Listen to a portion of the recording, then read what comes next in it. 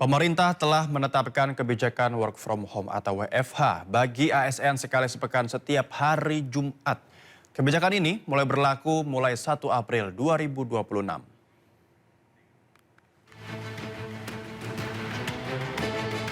Pemerintah menetapkan kebijakan work from home atau bekerja dari rumah bagi aparatur sipil negara sekali dalam sepekan setiap hari Jumat.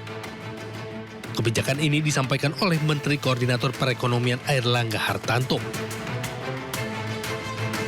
Penerapan work from home bagi ASN, aparatur sipil negara di instansi pusat dan daerah yang dilakukan sebanyak 1 hari kerja dalam seminggu, yaitu setiap hari Jumat yang diatur melalui surat edaran dari Menpan RB dan SE Mendagri, termasuk di dalam skema work from home yang diatur sebagai berikut: mendorong transformasi tata kelola pemerintahan berbasis digital.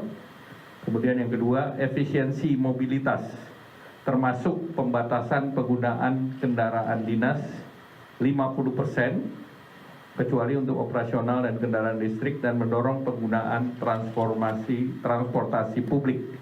Jadi mengurangi kendaraan dinas dan menggunakan semaksimal mungkin transportasi publik. Kemudian efisiensi perjalanan dinas di dalam negeri hingga 50% dan luar negeri hingga 70%. Kebijakan ini akan mulai berlaku 1 April dan akan dilakukan evaluasi setelah 2 bulan pelaksanaan.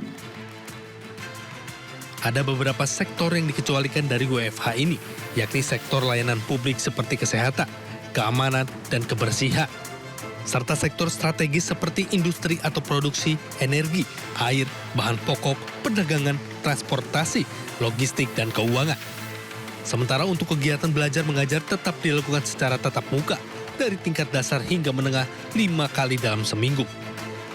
Tim Liputan iNews melaporkan.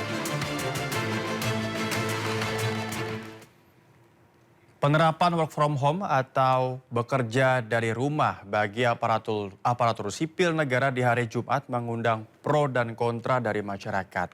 Dan apakah kebijakan WFH akan efisien dengan rasa long weekend? Setuju aja Pak, setuju, itu bagus aja Pak, demi efisiensi Pak. Oke. Yang penting itu demi kemajuan bangsa kita, setuju Pak. Oke, ini Bapak setuju dengan penetapan ini? Setuju Pak dengan penetapan ini Pak. Kalau untuk hari Jumatnya Pak setuju nggak? Karena kan di hari Sabtu dan Minggu mereka sudah libur nih Pak. Terus WFH lagi di rumah hari Jumat gitu. Ya nggak apa-apa Pak, supaya liburnya agak lebih panjang lagi. Oke. Setuju Pak. Ya. Alasannya apa? Pertama melihat anggaran. Kedua masalah transportasi juga hemat. Itu saja masalahnya Pak.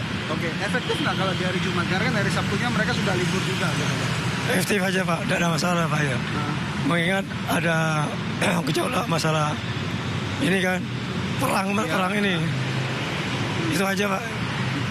Ya, bila ASN kerja di rumah, maka masyarakat tidak tahu apa yang dilakukan. Karena ASN telah melakukan dengan keinginan dan kepentingan, ya.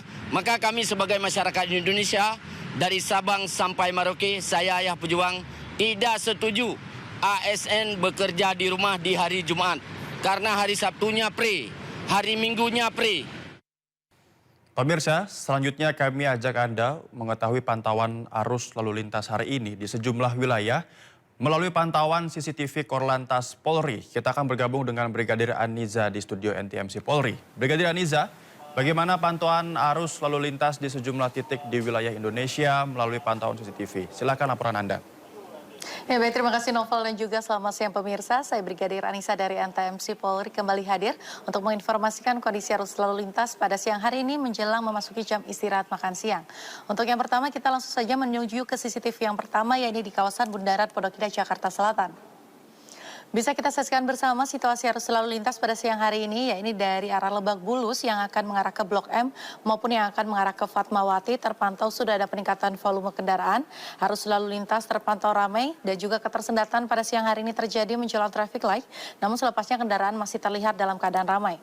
Begitupun untuk arus lalu lintas dari arah Lebak Bulus, Blok M maupun Fatmawati yang akan mengarah ke kawasan Bintaro juga pada siang hari ini terpantau ramai dan mengalami ketersendatan menjelang traffic light, namun selepasnya tepatnya kendaraan masih dapat melaju dengan kecepatan minimal.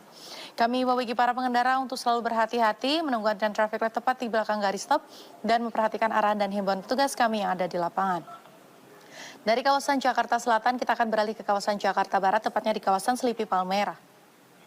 Arus lalu lintas dari arah Semanggi yang akan mengarah ke Grogol terpantau dalam keadaan ramai namun tetap lancar.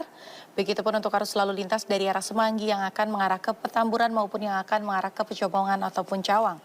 Kami himbau bagi para pengendara khususnya untuk kendaraan roda 2 untuk selalu menggunakan helm berstandar SNI dan untuk selalu berkonsentrasi saat berkendara agar tercipta perjalanan yang aman, nyaman dan selamat sampai tujuan. Berikutnya dari kawasan DKI Jakarta, kita akan beralih ke kawasan Jawa Tengah, tepatnya di kawasan Terminal Tirtona di Solo. Arus lalu lintas dari Kertosuro atau Klaten yang akan mengarah ke Jalan Alternatif Purwodadi terpantau dalam keadaan kondusif lancar, begitupun yang akan mengarah ke kawasan Gerobokan maupun yang akan mengarah ke Seragen. Kami himbau bagi para pengendara untuk selalu berhati-hati mengingat kawasan ini merupakan kawasan pertemuan arus lalu lintas. Dan untuk yang terakhir kita beralih ke kawasan Yogyakarta, tepatnya di kawasan Jalan Malioboro. Arus lalu lintas dari Jalan Abu Bakar Ali yang akan mengarah ke Pasar Kembang untuk siang hari ini masih terpantau lancar. Kami himbau bagi para pengendara untuk selalu berhati-hati, menjaga jarak aman dan juga menjaga kecepatan maksimal kendaraan Anda. Dan juga pemirsa, untuk kami informasikan juga bagi Anda yang ingin mengupdate bagaimana seputar arus lalu lintas terkini, Anda juga dapat menghubungi call center kami di nomor 15669 atau juga dapat melalui center kami di nomor 0858 7150669. Itulah informasi pada siang hari ini dan salam presisi. Silakan kembali rekan di studio. Baik, terima kasih Brigadir Anissa. Selamat bertugas kembali dan salam presisi.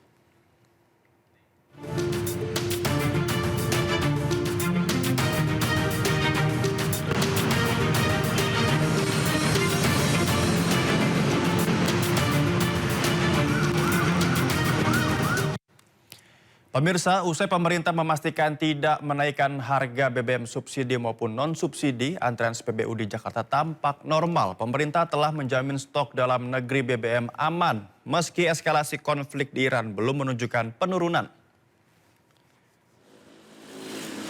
Antrean kendaraan di sebuah SPBU di kawasan Pejompongan, Jakarta Pusat pada Rabu pagi tampak normal. Tidak ada antrean panjang, kepanikan pembelian BBM seperti yang terjadi pada sore hari kemarin saat pemerintah belum memberikan kepastian batal menaikkan harga BBM subsidi maupun non-subsidi. Namun pemerintah belum memastikan apakah dengan tidak menaikkan harga BBM akan memberlakukan pembatasan pembelian BBM bersubsidi.